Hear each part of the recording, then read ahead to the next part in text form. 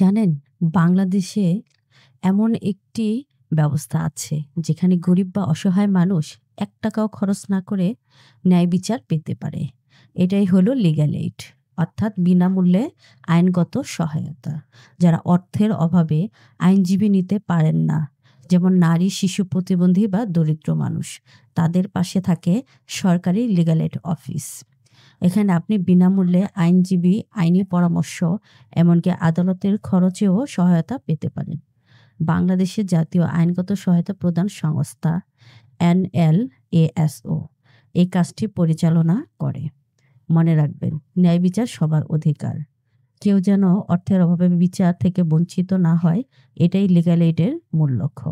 বাংলাদেশে অনেক সরকারি লিগ্যাল এইড সংস্থা রয়েছে, এছাড়া অনেক এনজিও লিগ্যাল এইড সংস্থাও রয়েছে। আপনি চাইলেই তাদের সাথে যোগাযোগ করে বিনা খরচে আইনি সহায়তা পেতে পারেন।